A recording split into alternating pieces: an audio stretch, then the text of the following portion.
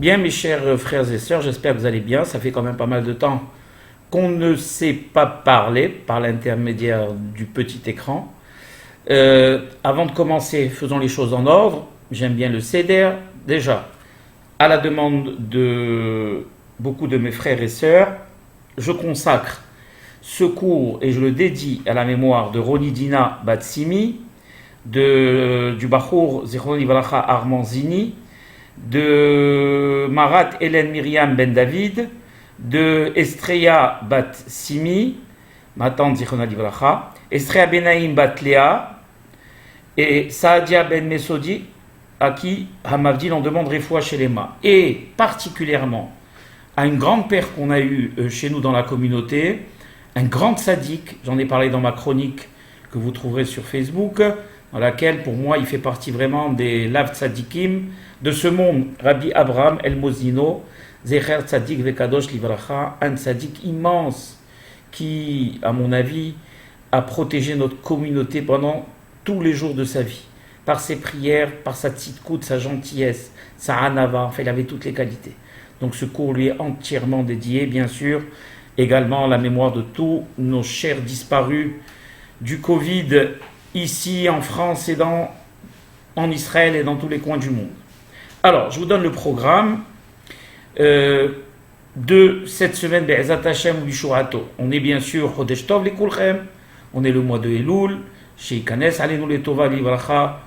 On va parler longuement du mois de Elul, ce mois propice à la tchouva, ce mois de proximité avec Akadosh Baruch Hu. Et avant de commencer tout cela, vous demandez encore une fois de vous abonner à notre chaîne YouTube. On est encore une fois très loin du nombre d'abonnés désirés. Je vous demande donc, les Hashem, c'est très simple. Chaque fois que vous prenez une vidéo, cliquez dessus, s'abonner. Ça nous fait plaisir et ça fait croître la Torah. Donc faites-le, s'il vous plaît, qu'on arrive à 1000 abonnés. On est encore à 115, je crois, ou 116. On est loin, mais on peut y arriver, Be'ezat Hashem. Aussi, on a une page Facebook. Je vous invite à la visiter, toradiffusion.ma. Je diffuse et j'écris aussi sur beaucoup de groupes sur Facebook. Réflexion juive, les juifs dans le monde, enfin tout ça. Donc à chaque fois qu'il y a des chroniques sur des tzaddikim ou des cours, vous pourrez les retrouver sur ces chroniques. Sur ces pages Facebook, pardon, et également sur notre groupe WhatsApp. Je vous invite tous à rejoindre toradiffusion.ma.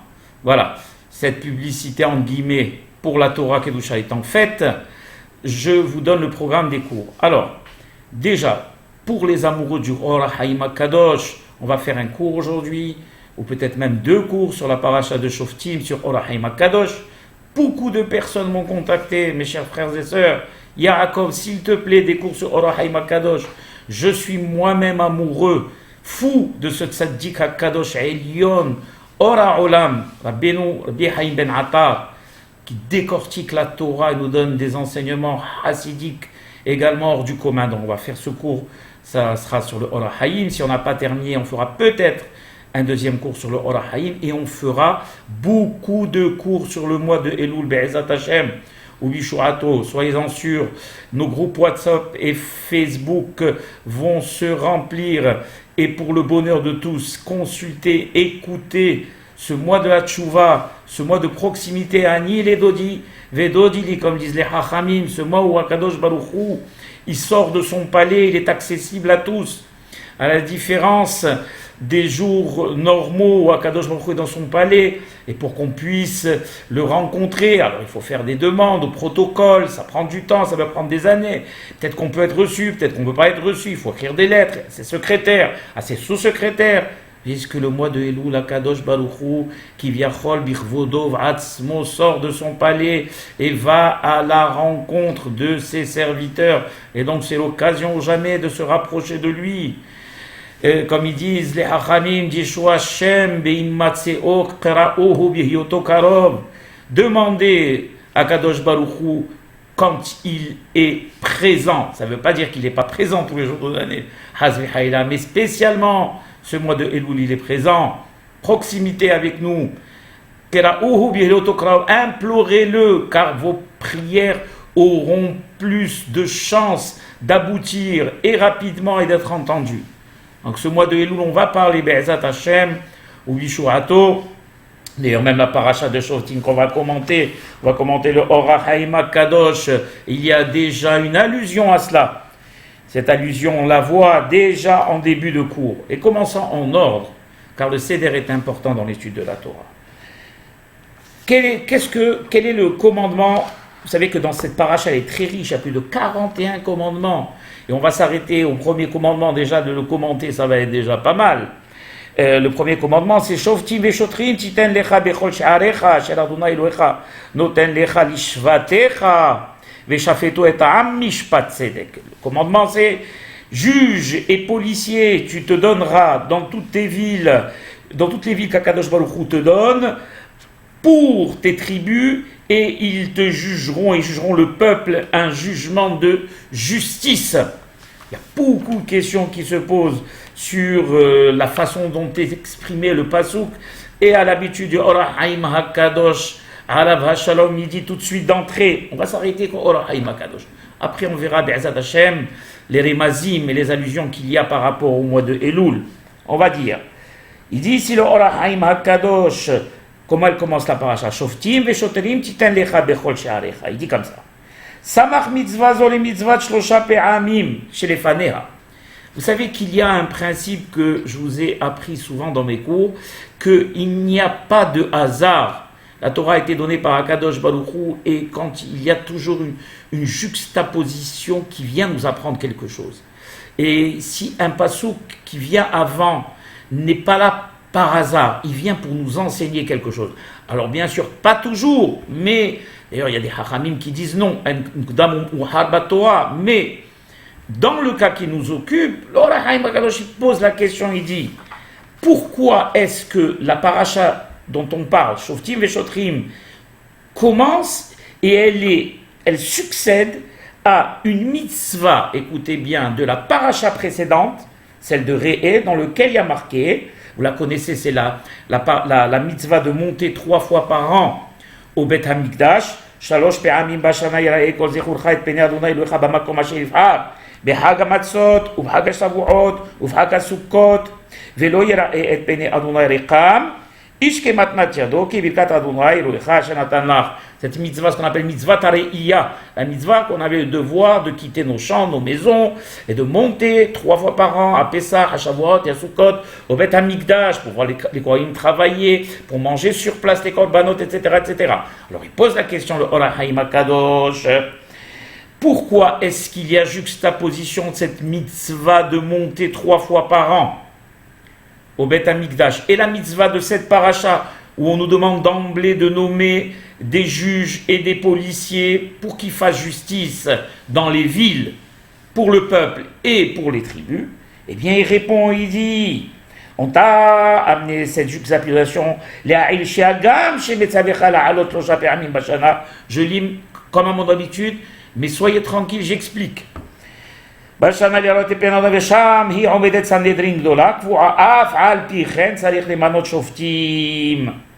qui vient nous apprendre le Orach Haïm HaKadosh? Il dit voilà, vous savez que il y a plusieurs types de tribunaux. Il y a des tribunaux qui vont juger les problèmes pécuniaires, qui peuvent être composés que de 3 juges.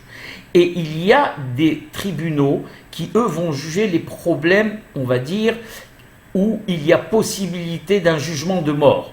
D'accord? Et cela, le minimum de ces tribunaux doit être composé de 23 juges. Dans les petites villes, les villes qui pouvaient se le permettre, alors il y avait 23 juges, ce qu'on appelle Sanhedrin Ktana, un petit Sanhédrin, qui lui avait droit de vie et de mort, selon les jugements et selon les fautes commises.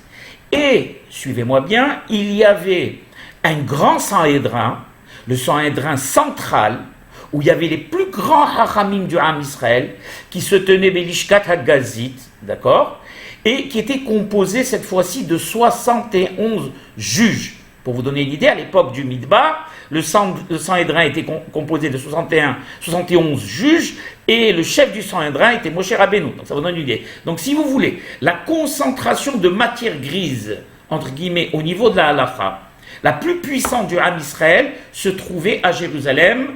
Le Sanhédrin est à Lishkat HaGazit. Maintenant, dans chaque ville où il était possible, il y avait ce qu'on appelait des petits Sanhédrins, et qui eux jugeaient. Alors voilà, qu'est-ce qu'il dit le Or HaChaim HaKadosh? Tu aurais pu te dire, dans une ville par exemple, où il y avait un jugement, et que ce petit Sanhédrin, eh bien, aurait pu dire, puisqu'on a la possibilité de monter à Jérusalem 3 fois par an, reportons le jugement, laissons traîner le jugement, puisque de toutes les façons, quand on se rendra à Jérusalem, eh bien, on pourra consulter le grand Sanhédrin et résoudre notre problème. Ou bien, par exemple, quand le petit Sanhédrin d'une ville n'était pas sûr d'un jugement, alors reportons-le et attendons. Et alors, en attendant, le pauvre le condamné, il allait rester, si par exemple on était à Sukkot, on aurait été obligé d'attendre au Pessah qui venait, d'accord, pour qu'il puisse être jugé, ce malheureux. Donc imaginez, entre la vie et la mort pendant tout ce temps, c'est ce qu'on appelle en hébreu Inouï Hadin. Rendre le jugement difficile à supporter et faire du mal aux personnes jugées. Alors que la personne, elle doit être immédiatement et totalement et tout de suite jugée. Donc, Or HaChaim, il vient et nous dit, tu vois la mitzvah d'avant où on te demande de monter 3 fois par an au Beth Hamikdash pour Shavuot, Pesach, Shavuot, Sukkot. Ne te dis pas dans ta tête, étant donné que j'aurai la possibilité de monter de toutes les façons 3 fois par an, alors je peux, dans une ville, une petite ville où il y a petit Sanhédrin, reporter mon jugement jusqu'à l'occasion où je monterai à Jérusalem. À cela, on te dit non. Shoftim veshotrim titen lecha bechol she'arecha. Tout de suite, tu as le devoir de le faire et ne pas attendre de monter à Jérusalem. Velo ismechu al beddin shelifnei Hashem milishkat HaGazit levad. À moins que, par exemple, il n'y ait pas possibilité de finaliser un jugement, parce que malgré tout, j'expliquais que les grands hachamim du Sanhédrin étaient des fois les seuls à pouvoir décider. Alors là, dans ce cas-là, on était obligé d'attendre pour aller les voir. Mais dans tous les cas, et dans les cas les plus courants, on se devait de juger tout de suite dans les villes et ne pas attendre et de ne pas reporter. C'est ce que j'ai expliqué, le Inou Yadin, rendre le jugement insupportable. La justice est donnée et doit être donnée pour le bien de tous et non pas pour la justice. Et pas pour rendre malade l'accusé. D'accord? La Torah est humaine. C'est vrai que cette personne a fauté, mais on ne doit pas, le pauvre, lui ajouter des tourments, des mois d'attente. Veta'am hashotrim hamo. Alors il dit ici maintenant, Eta'am hashotrim amru bipsikta Rabbi Elazar ben Shavua Omer, im yesh shotrim yesh shoftim. Imen shotrim, un shoftim. Je vous explique. Qu'est-ce qu'elle dit la Torah? Elle dit shoftim ve shotrim titen lecha. Tu devras nommer des juges et des policiers. Pourquoi des juges? On le sait. Ça, c'est pour rendre les jugements. Et pourquoi des policiers? Eh bien, tout simplement, mes chers frères et sœurs, s'il n'y a pas de policiers, quel poids auraient les juges? Quand bien même il sortirait un jugement, s'il n'y a personne pour obliger le jugé et le condamné à respecter le jugement, eh bien, le jugement ne sert absolument à rien et les juges n'ont aucune force. On le voit dans les tribunaux. Même les tribunaux rabbiniques aujourd'hui, par exemple à Casablanca, eh bien, le juge a force de loi. C'est-à-dire qu'il a la possibilité de faire arrêter quelqu'un par la police. Maintenant, en Eretz Israël aussi, on commence dans certains grands... on parle des bâtés dinim religieux. On ne parle pas du Beddin Elyon et du Beddin Tarton et du Beddin Hashalom et tous ces bâtés dinim où la justice n'est pas rendue. On parle du Beddin de la Torah où la justice est réellement rendue puisqu'elle est rendue sur la base de la Torah qui, elle, nous vient d'Akadosh Baruch Hu, le seul juge. Et c'est le seul qui rend justice. Et donc, s'il n'y a personne pour... Donc, on est obligé de nommer et des juges et des policiers. Et c'est ce qu'il dit dans la Psikta Rabbi Elazar ben Shamua, im yesh shotrim, yesh shoftim. Si, dans une ville, par exemple, on n'a pas les moyens, on n'a pas la caisse nécessaire pour nommer des policiers, mais on l'a pour nommer des juges. Ou bien, on l'a pour nommer des juges et leur donner un bon salaire, mais on a pour les policiers, on ne pourra pas leur donner un bon salaire. Or, on sait que tant pour le juge que pour le policier, on doit leur donner de bons salaires. Vous avez compris pourquoi? Parce que si le juge ou le policier n'est pas payé, et bien payé, eh bien malheureusement, il se laissera soudoyer. Et donc, on se devait de leur donner et de bien les payer. Donc, on a de quoi payer un juge, mais on n'a pas de quoi payer un policier. Ça revient au même. Donc, à ce moment-là, il dit ici, Rabbi Elazar ben Shamoua, pourquoi la Torah, elle a dit Shotim ve Shotrim? Car im en shotrim en shoftim. Si on n'a pas de quoi payer des policiers, ça ne sert à rien de nommer des juges, car leurs jugements ne seront pas exécutés. Hadvarim mochechim dit le orachaim sheim en shotrim en hiyuv mitzvat shoftim. Donc on le voit, s'il n'y a pas de policiers, on n'est pas soumis à la mitzvah de nommer des juges. Ume'ata, et maintenant, Kol shiodrim Israël sha'am enam nishma'im la shoftim ve'ashoftim enam yechonim lekofam en hiyuv beminui hashoftim. Et si on sait que par exemple dans certaines communautés, ou comme il y a marqué dans Route, ve'ibime shofet hashoftim, les juges étaient jugés eux-mêmes. Il y a des communautés, malheureusement quand les juges ne sont pas intègres, ils sont jugés eux-mêmes. Quand ils demandent à un accusé de faire quelque chose, il lui dit, comme elle dit la Gemara, il dit, enlève la paille qui est dans tes yeux. L'accusé dit au juge, enlève la poutre qui est dans tes yeux. Toi, tu es pire que moi, toi. Toi, tu touches plus que moi. Et tu fais plus d'infractions que moi. Donc, on arrive à un dégoûtellement de la justice. Et la justice n'a plus aucun poids à la Hamana. Et donc, ça sert absolument à rien dans une ville où les juges ne sont pas respectés de les nommer. Donc, on ne doit pas les nommer. Comme il est dit dans la Torah, de la même manière que c'est une mitzvah de dire une chose qui va être entendue, il est également une mitzvah de ne pas dire quelque chose qui ne va pas être entendu. Et qu'un juge sorte un sac de la Torah et qu'il ne soit pas entendu, c'est un hiloul pour la Torah. C'est un bisayon, c'est une humiliation pour la Torah. Donc ça ne sert à rien de nommer des juges dans ce cas-là. Par contre, il dit le Orachaim HaKadosh, Vechol she'am nishma'im ledayanehem belo shotrim, hayavim lemanot shoftim. Par contre, si on a des juges comme Yassara, à l'époque, ici du Baba Saleh, à la Shalom, il avait une puissance et une force, le Baba Saleh, que le gouvernement lui donnait, il pouvait faire arrêter nos juges ici à l'époque, Rabbi Raphaël Berdugo, le Rav Toledano, et des centaines de juges qu'on avait. Croyez-moi que quand il donnait un jugement, on tremblait, on le respectait. Il n'y avait pas d'autre solution que de l'écouter. Autrement, il vous mettait Rahamana en idouille. Et il avait la possibilité de faire intervenir des policiers, le Baba Saleh à la Shalom, pour quelqu'un qui s'était sauvé, qui avait laissé sa femme, la pauvre Angouna, etc., etc. C'est pas ce qu'on voit aujourd'hui. Aujourd'hui, c'est une mascarade, Rahamana, c'est une mascarade. Les gens, ils veulent même plus aller, malheureusement, dans les tribunaux rabbiniques à cause de ça. Eh, mais qu'est-ce que j'ai à gagner? De toute façon, les juges ne feront pas appliquer. Là, on parle de juges, tu les regardes, tu as peur déjà du jugement, et si que Dieu en préserve, ils te maudissent ou ils te mettent bénidou, tu es terminé. Donc ces juges-là, quand dans une communauté on les respecte et on a peur d'eux, qu'est-ce qu'il dit? C'est le Orachaim. On n'a même plus besoin de nommer des Shotrim. Parce que la Torah, quand elle t'a dit tu nommes des Shoftim et des Shotrim, c'est dans le cas où le Shofet a besoin du Shoter. C'est dans le cas où le juge a besoin du policier. Mais dans le cas où le juge, lui, est tellement craint qu'il n'a pas besoin de policier, alors il est en même temps, comme il dit le Orachaim appelé Shofet Veshoter, juge et policier en même temps. Ça c'est pour la première explication du Orachaim HaKadosh. On est à 18 minutes, on peut encore un petit peu avancer.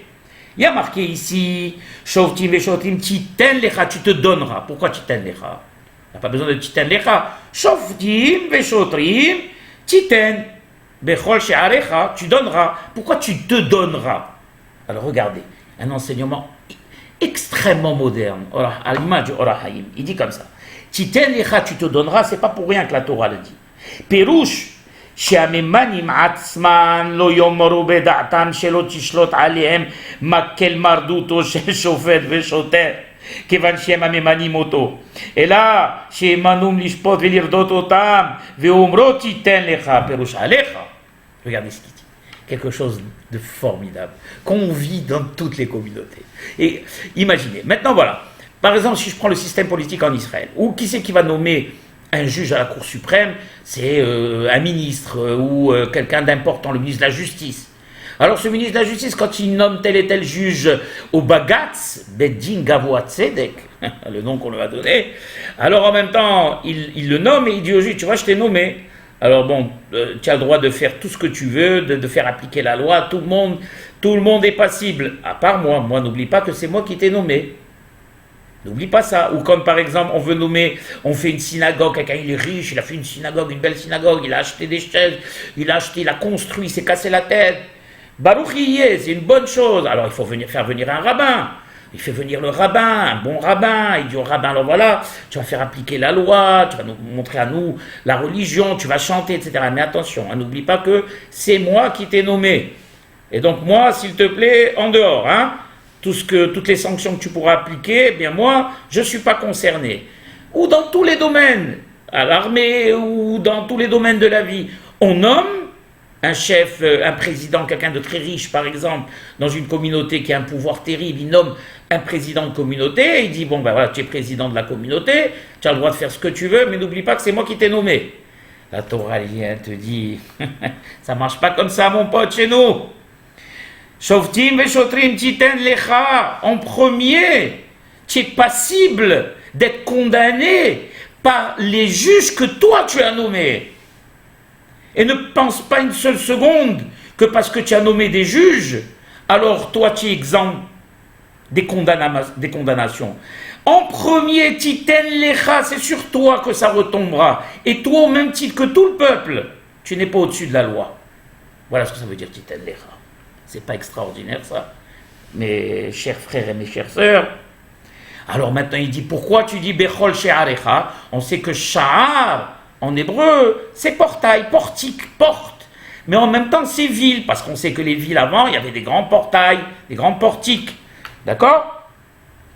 C'est pas comme maintenant, les villes on peut accéder de partout. Là maintenant, à l'époque, les villes, et même Jérusalem, il y avait une grande porte principale. Donc c'est pour ça qu'on dit Bechol She'arecha. Et pourquoi il dit Bechol She'arecha? Bisharecha. Pourquoi dans toutes tes villes? Il est évident que s'il me dit Shoftim Beshotrim Titen Lecha Bisharecha, ça me suffit, dans mes villes. Non, dans toutes tes villes, c'est pas la même chose. Il y a dans les villes, et il y a dans toutes les villes, c'est-à-dire qu'il ne doit pas y avoir d'exception. Qu'est-ce qu'il dit ici le Or HaChaim HaKadosh? Ta'am Omro Bechol, pourquoi il dit Bechol? Dans toutes. Shetzarich Lemanot Bechol Ir Ve'ir Ubchol Pelech Upelech Be'eretz Israël.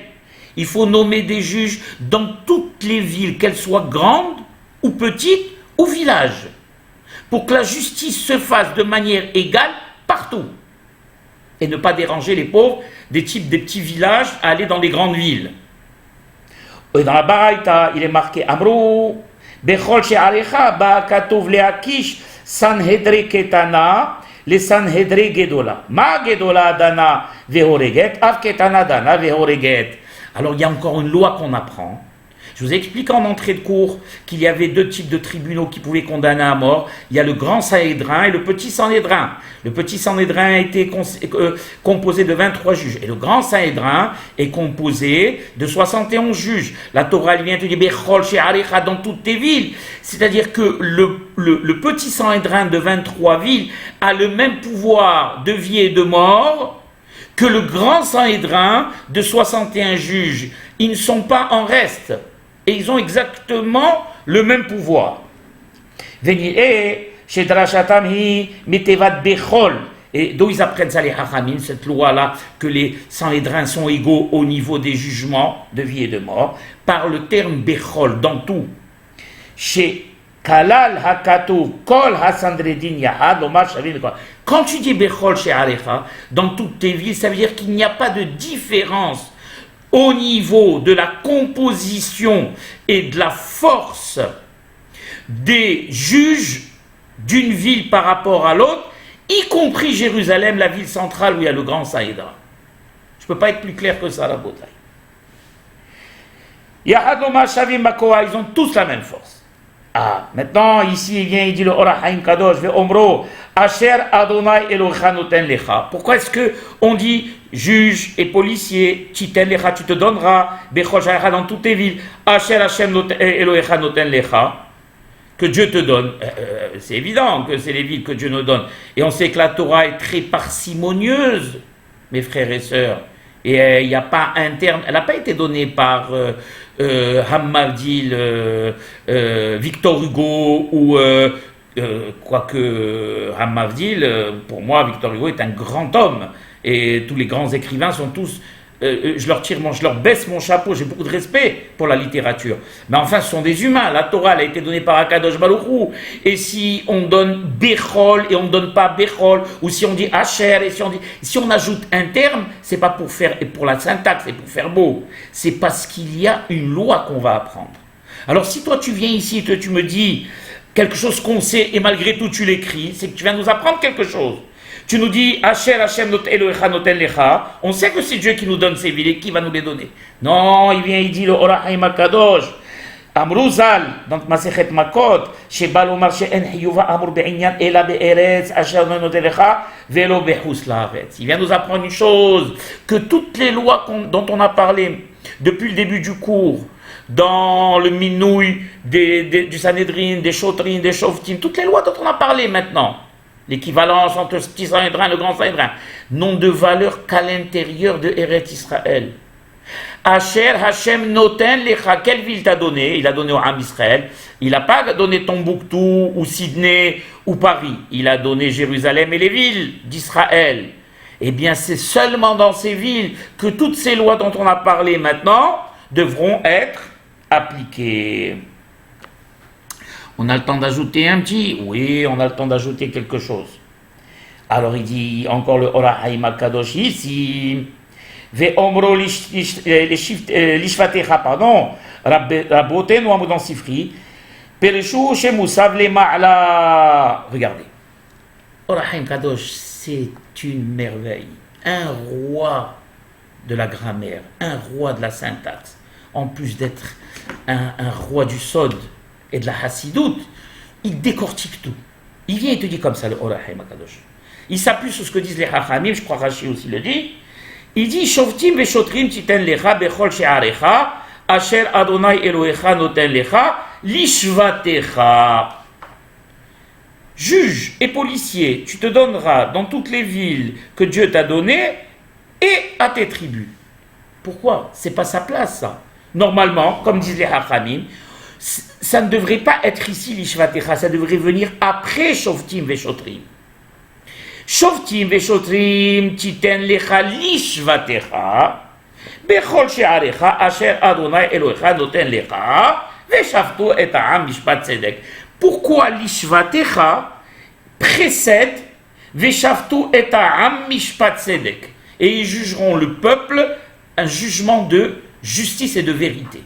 Si le mot lishvatecha à tes tribus est juxtaposé à Veshavtu et Ta'am Mishpat Tzedek, et ils jugeront un jugement de vérité, c'est qu'il y a une raison. Et on va l'étudier. Il y a une loi qu'on va apprendre. Qu'est-ce qu'il nous dit ici?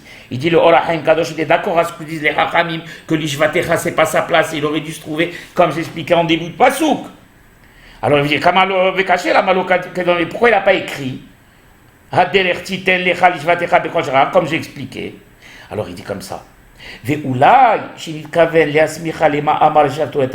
a voulu le juxtaposer, la Torah a voulu le juxtaposer l'ishvatecha à Veshavtu et Ha'am Mishpat Tzedek. C'est-à-dire que le terme ishvatecha à tes tribus est collé à ils jugeront un jugement de vérité. Suivez-moi bien. C'est pas compliqué, mais je vais l'expliquer. Cela prouve donc que le terme à tes tribus dépend du terme à tes tribus dépend une justice juste pour tout le monde. Pourquoi? Quel est le rapport entre le fait de juger justement et le fait que ce soit à toutes les tribus? Alors écoutez. Les haïr qui usaient ta'am shemetzavé la tête shoftim bechol ir ub'ir sheshne shevatim shne shoftim. Eh bien, ça va nous apprendre une chose très importante. Très importante. Il n'y a possibilité de juger, comme on l'a expliqué, une justice juste et honnête et profonde que quand on nomme un juge, bien évidemment, dans chaque ville. Ça, on le sait. Or, on sait que les villes étaient composées de tribus. Et chaque tribu a des personnes particulières, des traditions particulières, une façon de penser particulière, des mœurs particulières. Réhouven, c'est pas Dan, Dan, c'est pas Shimon, Shimon, c'est pas Lévi, chacun. Donc déjà, on a le devoir de nommer un juge, en plus des juges que l'on nomme pour chaque ville. On a le devoir de nommer un juge particulier pour chaque tribu.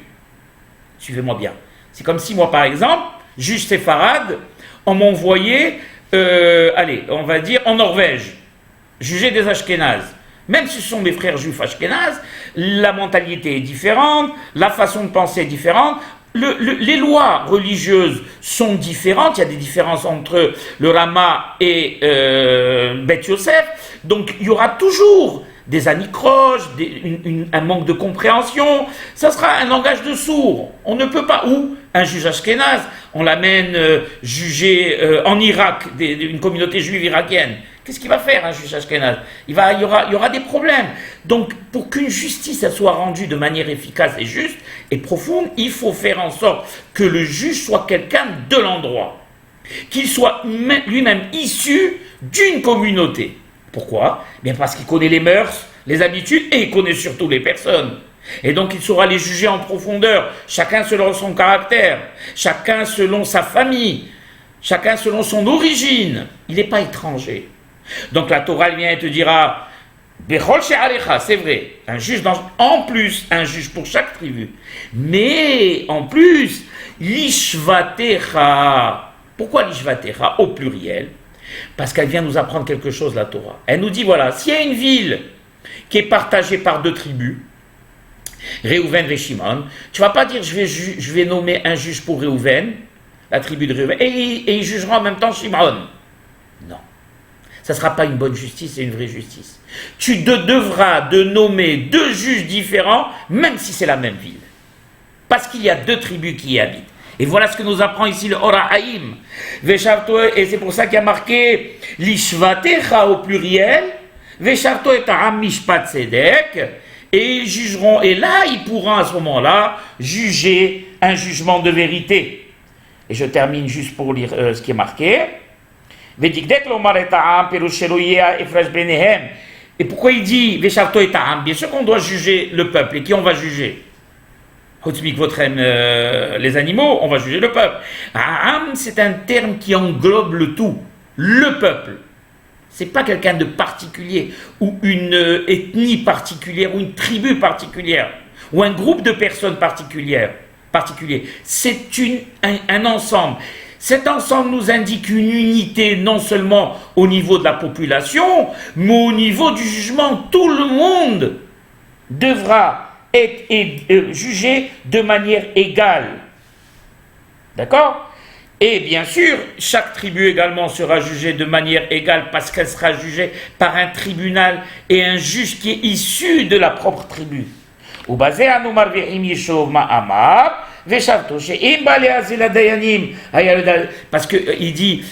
que, bon, bah après tu peux dire ce que tu veux. Tu veux dire, ah non, ben, s'il a dit l'ishvatim, peut-être c'est comme ça qu'on écrit. Et peut-être que l'ishvatecha, pardon, c'est comme ça, et ben, c'est un rapport avec le juge. Or, il dit, non, si ça avait été un rapport avec le juge, il aurait été marqué Shotrim, Veshotim, Titen Lecha, Bechol, Shahasher Adonai Elohecha, l'ishvatecha, Veshafat. Et non pas Veshavtu, puisque tu parles ici, Titen Lecha au présent, ou pardon, à la première personne. Donc, Veshafat. Or, il y a marqué Veshavtu et Ta'am. De là, on apprend que le minimum du pluriel, c'est deux. Et donc, si dans une ville, il y a deux tribus, eh bien, il y aura deux juges. Et c'est de cette façon, Veshavtu et Ta'am, Mishpat Tzedek.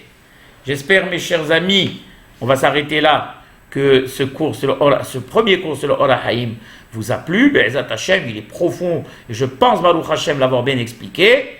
Au prochain, on verra, Be'ezat Hashem, s'il y a encore de la matière, si c'est pas trop compliqué, je donnerai un second cours sur le Ora Haïm. À bientôt, mes chers amis.